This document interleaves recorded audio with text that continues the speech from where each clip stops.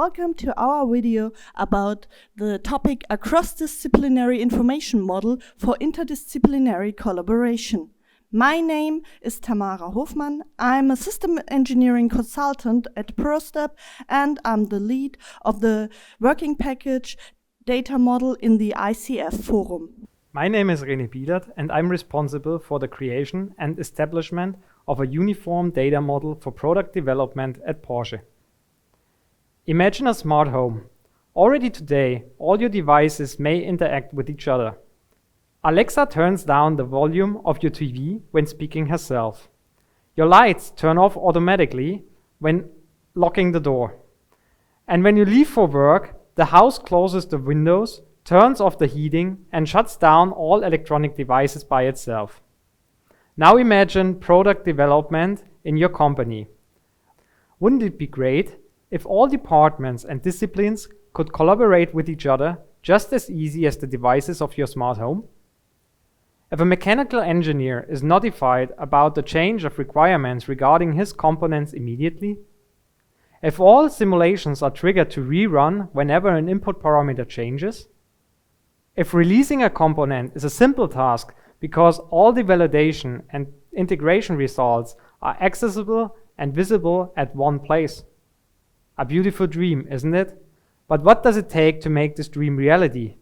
One key aspect is a clear and open communication between all departments and disciplines, and most important, between humans, but also between systems, just like the devices in your smart home. As there is no software that could handle all difficult tasks of product development all by its own, your company systems need to be able to speak and listen to each other. This requires a modular and open architecture. To ensure that the systems understand each other, a common vocabulary and grammar is also needed. Those aspects can be realized by data and interface standards, in particular linked data and ontology concepts. Furthermore, a smooth human-machine interaction is essential. That's where model-based systems engineering comes into play.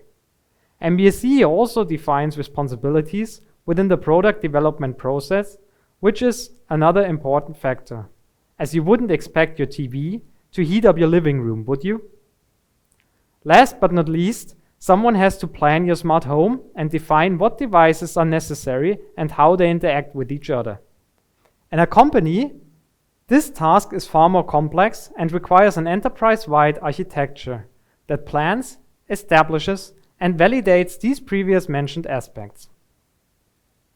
But how can we turn this vision of the future into reality? First of all, we have to take a look at the current situation in companies and the challenges and problems they face today. Here it is important to have a holistic view of the companies, but also of their environment and the context in which they operate. Technology is growing rapidly. Each achievement accelerates the next. Innovation circles are getting shorter and shorter. Innovation steps are getting bigger and bigger. Think here, for example, of the development of the mobile phone. What evolutionary steps have taken place here since its introduction in the early 1980s up to the breakthrough of smartphones in 2007?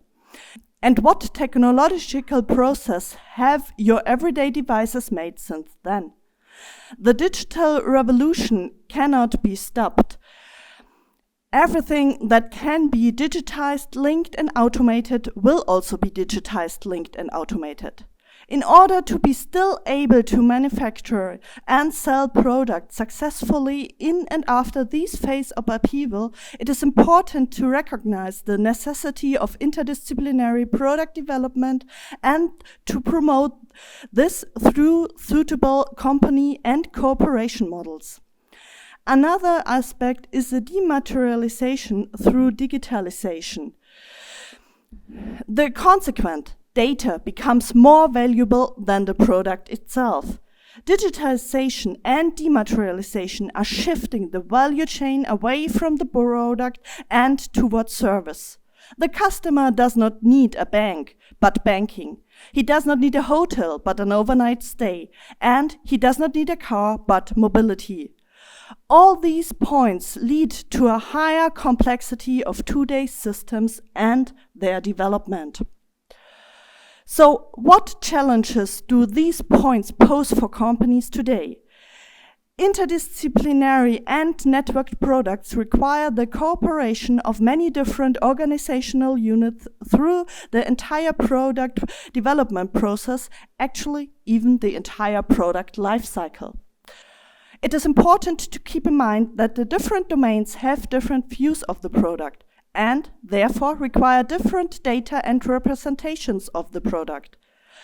Furthermore, our products do not normally become simpler, but rather more complex. Consequently, the data for a product also increases and also becomes more complex. These must be made available to the different domains in the appropriate tools because the one tool to rule them all will not and cannot exist. Thus, not only the product itself, but also the environment around it in product development is becoming increasingly complex. In order to meet these challenges and avoid even more problems, it is necessary to create an efficient cross-linking of the various data. Digitization often seems to be a must, but it can also be an opportunity to us. It offers us the chance to improve our products, our services, and perhaps the world as well. You can't reach new goals on old paths. That's why the first step into the digital world is a mind change. Digitalization changes everything. For example, the portfolio of companies, the way they communicate with customers, and their internal collaboration. Digital networking is an important building block on our way to future topics such as autonomous driving, location-independent collaboration, or the virtual view into production via virtual reality. The advantages a company gains from taking this new path include optimized services for its customers, reduced costs, and resource-efficient production. A first step on the way to a digitally networked company is the cross-linking of data in product development. To achieve such a cross-linking, a development-wide data model with a holistic point of view has to be created. Usually, in a process, department, or discipline-specific data model, only a limited point of view is represented. Imagine such limited views as shadows of an object on the wall. Depending on the current position of the source of light, the shadow looks different. If we want to look onto our data from a different perspective, we take some of those limited data models and try to derive a new representation.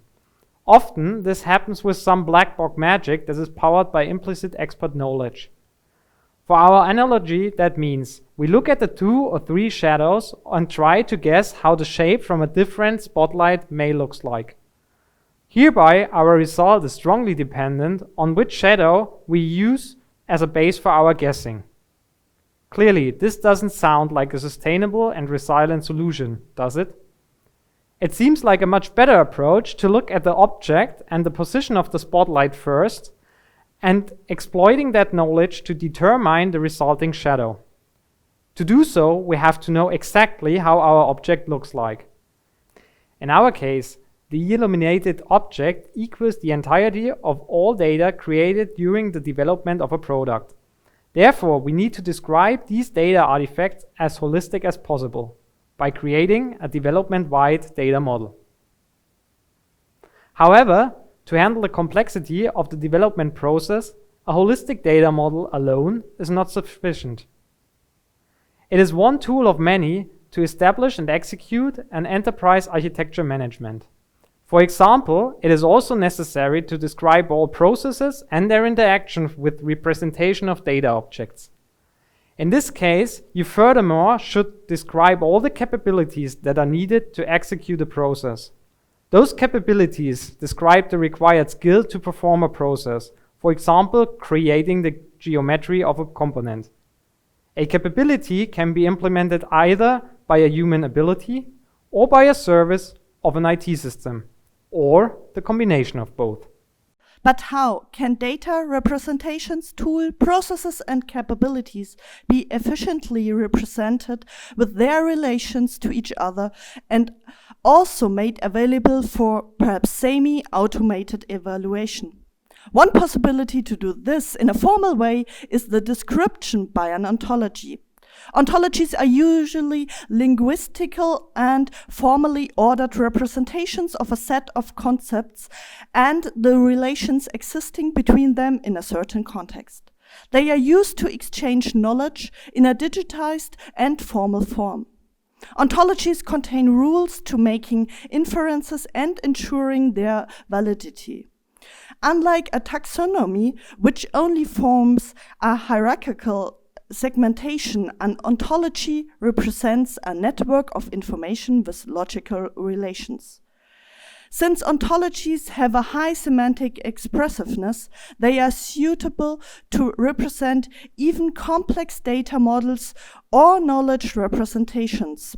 Thus, even in collaborative projects, the consensus of large numbers of partners can be formalized with the help of an ontology.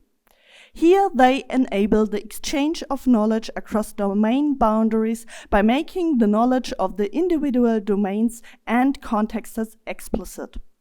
An ontology always depends on who uses it. It is used to structure and exchange data, to merge existing knowledge base, to search in and edit existing knowledge bases, and to generate new instances from types of knowledge bases. Through the graph-based structuring of data, relationships that are more lengthy and difficult, if not impossible, to describe on a textual basis can be made comprehensible and presented in a logical form. In this small example, it is shown that a requirement concerns a product. A requirement can also be derived by another requirement and can be verified by a test case. A requirement also requires a specific action. And all these connections and relations are shown in this small graph. The need to correlate and link information is becoming even more present in the course of digitalization. It has become clear in the industry that there is a need to concepts on how such a linking on product data can be achieved. These concepts must be developed in a largely uniform manner so the smooth cooperation between OEMs and suppliers, for example, can be guaranteed in the future. Due to the diversity of data, representations, domains, and also organizations that have to interact with each other, in such a scenario, there are a number of requirements for a concept for linked product data.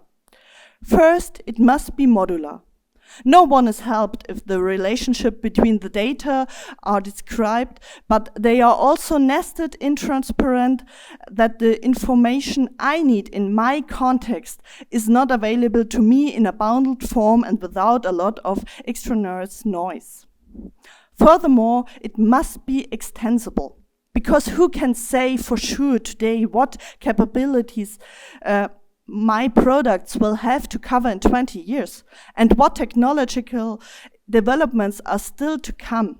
It must be flexible, so that I can, for example, respond to new customer requests for my products without much effort. Furthermore, my concept for linked product data should, of course, enable me to search in certain aspects and contexts, preferably in an automated way. And last but not least, today we all no longer work purely locally. No matter if it's the operations that are located in India, the software development that is located in Poland, or the sales department that has to cover the business area North America. They all need their view of the product and the product data. Thanks to the multilingualism provided by a corresponding ontology, I can also avert possible problems arising from linguistical misunderstandings in advance in this context. In order to meet these requirements and still be able to build a lean and need-based data model, the focus must first be on the commonalities of the various data and relationships across disciplines. The concept behind this approach is to provide each domain with all the information is needed. Here, for each domain individually, the relevant information is described in a corresponding domain model. Concepts and aspects that exist and are relevant across domains are described in a common core structure, and the corresponding aspects in the domain-specific model refer to this core structure or are derived from it. The queries and data processing that run on the core structure are standardized between the domains. This always guarantees interdisciplinary communication on a common basis and avoids the pitfalls of the semantic gap. The prostep ivip working group integrated collaboration framework, ICF, is an approach to use all the represented concepts to enable cross-disciplinary collaboration. We analyze available technologies and their maturity and connect them to our focused principles and enablers that we identified as success factors. Besides that, we define business-driven scenarios for building and maintaining a distributed product structure. We do this on a generic level, as well as on a detailed level for our demonstrator, the optimization of the Mars rover. On the base of these scenarios, we define detailed use cases for the interdisciplinary collaboration on a distributed product structure. In all these steps, we collect the requirements of the final framework. Our team works out an harmonized, development-wide data model on a generic level, but also on a detailed level that will be used in the Mars rover demo. On this issue, we are in close collaboration with the Digital Data Package Working Group. Last but not least, we collect and describe the suitable methods and continue the work on our demonstrators. As we showed, one main task is creating a holistic data model. Therefore, one of the main challenges of the ICF is modeling such a data model by abstracting and integrating domain-specific data models which are based on individual tools, processes, and expert knowledge.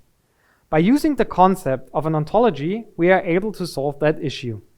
Furthermore, the ontology helps us to handle traces between data artifacts across processes and tool boundaries, and therefore to enable a cross-disciplinary collaboration.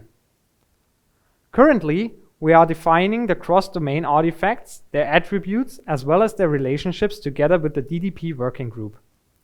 Additionally, we already started the formal modeling of the core ontology. Efficient collaboration is key for successful model-based systems engineering on each level of the value chain. Our legacy processes and tools do not fit these future expectations. Let us collaborate to enable a suitable framework with a high usability. For success in our collaboration-focused projects, ICF, DDP, the SysML forums, and the RecIF Workflow Forum, we need the best partners, and that means we need your experience, your knowledge, and your expectations. Please join our working groups to make us all successful and help us to shape the collaboration within and between our companies, so that in the near future, collaborating is just as easy as the interaction between your smart home devices. Thank you very much for your interest and listening to our talk.